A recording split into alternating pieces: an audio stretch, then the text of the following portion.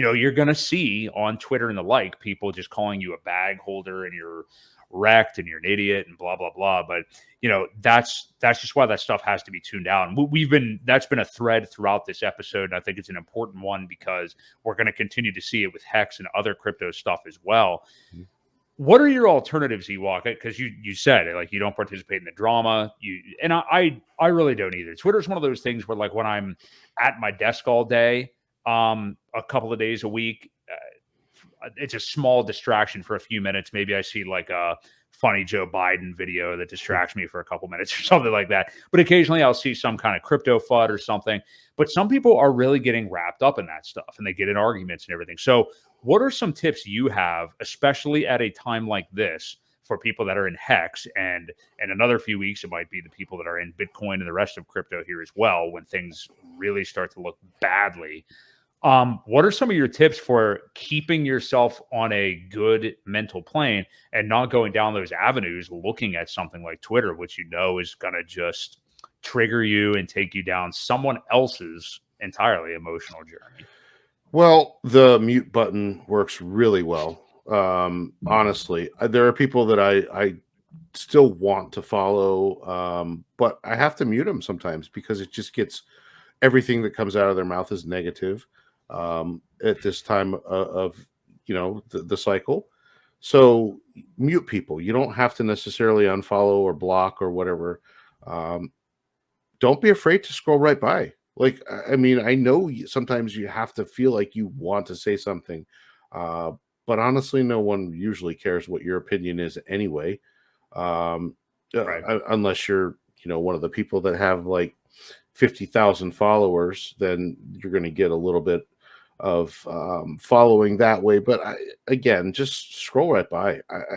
The things, unless you can control, and I tell my kids this a lot, you can't stress about the things that you can't control. Mm-hmm. The more you spend time worrying about things that are out of your control, the less time you have to do good things and worry about the things you can control, which is yourself, and your friend group. So work on that. Develop yourself better. Get to that point where it doesn't bother you to scroll on by something without interjecting yourself on an opinion that probably no one really cares about anyway.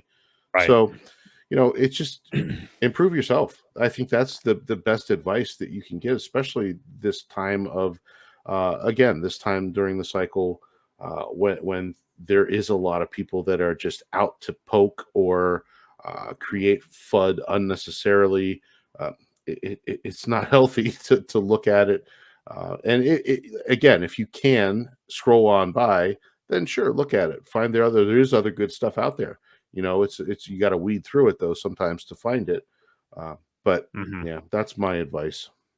And we've been saying this for a while, and I know some other people have too. But just the you have to kind of wave the flag of like the bear markets are for building kind of thing. And as much as it would be fun if prices were going up in crypto and everything right now, this is when you have to get other work done. This is when in IRL you're doing something, whether it is related to crypto or whatever, but you're trying to build something that can make you some money on the side. If there is a career you're already in that you're passionate about, continuing to promote your way up that corporate ladder or whatever it may be. I mean, you have to be doing something in the meantime here, and ideally something that you're passionate about. I mean, that's we all, I think most of us in crypto, and especially people that would be watching or listening to this stream, are people that are hodlers mainly and are looking for some kind of self-sovereignty in this world, and you need to be working on something else in the meantime and not just kind of idly sitting by waiting for the market to come back, because we're in a little bit, somewhat uncharted waters here as far as a macro basis. I don't know how long it's going to take. I mean, we have our ideas and everything, but we don't know for sure. So I don't want to just be relying on the crypto market to come back, Well, and that's another thing too, is a lot of people claim that they went full-time crypto. That will cause a lot of stress too, right? Because you're living off your bags that are dramatically less than what they used to be. Now's the time, if you've got ideas to create a business, perfect it, try different advertising methods, and now's the time to work on it before the bull run starts. Right. So now be a good time to work on those things. So I just, Yeah. going full-time crypto for people, I can see how they would get stressed out too. There was a lot of people I saw that were retiring and wanted to live, and if they did take profits at the top and they still have some left, that's great. But I don't think a lot of people did that. So, they Most were, people don't. Yeah. Hmm. yeah, and especially with a product like Hex, is because you set up staking ladders so much a month that you think you could live on the interest or whatever the yield that you're getting from it. And that really took a pounding. So, most people didn't take a whole bunch of profits at the top because they had the ladder set up, which would have been a good strategy if the market continued to go up, but that's not always the case. So now we know, Right. and we can adjust for the next cycle, right? Yes, definitely. Yeah. Yeah. And I think to the point that you just said, you walk about people that decided to go full time crypto or retire or whatever. I think in general, um, I would think anybody with a kind of a sound way of thinking would come to this conclusion, but it's probably best just to wait one extra cycle, And I know that can seem like a long time, but no matter what, it's probably best just to wait one more time, and then over the course of that, maybe you can like slowly scale your life back or take on less responsibilities at your day job or transition to something a little bit more cushy and less worky, whatever it is. But Sure. yeah, to make a gigantic decision like that, to just totally turn toward, it's like with me, I used to be like heavily involved in sports betting and everything. And there's some people who their career that they claim on their taxes is like pro sports better. And that, you've got to be in a very good financial place to be able to Yeah. do that. Yeah, you sure do. So, yeah, this Or has been a good or conversation. or or So, take some of that and get yourself a yield producing mhm, asset that doesn't require crypto, that doesn't require cycles like that. I mean, mhm, real estate is always another option. Whereas if you can, generate some yield on a 3 or 4 unit building, and you don't even always have to have them all full. Sometimes, it's just icing on the cake if you do, but buying one house and renting it, a lot of times when you're first starting out, it's tough because you're, paying for repairs and taxes, and you've got the mortgage payment on top of that. You usually aren't making enough. You have to kind of scale up and scale in. Whereas mhm, if you can get yourself a several unit home, or even do an Airbnb with a couple different places, something like that.